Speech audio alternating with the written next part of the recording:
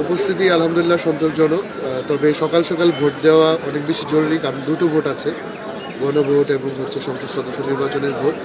Time consuming, এই জন্য আপনাদের মাধ্যমে আহ্বান জানাচ্ছি যে সবাই যাতে সকাল সকাল এসে ভোট দিয়ে যায়। অনেক কেন্দ্রে বাধা বিপত্তি রয়েছে, গতকাল থেকে 27 অনেকগুলো কেন্দ্রে হট্টগোল করার চেষ্টা করেছে বিএনপির কর্মী সমর্থকরা।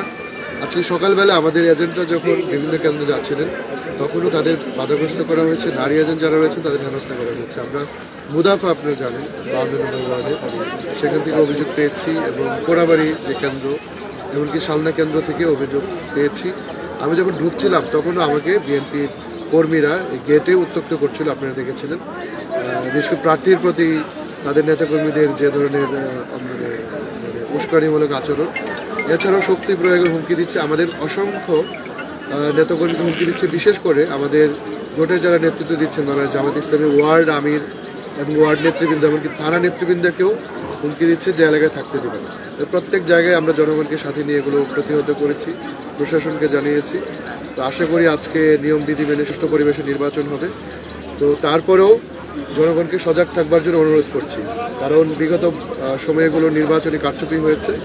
এবার ইনশাল্লাহ গাজীপুর 2 আসনে আমরা শাপলাকলি মার্কায় নিরঙ্কুশ বিজয় লাভ করব, একটা নীরব ভোট বিপ্লব ইনশাল্লাহ ঘটবে।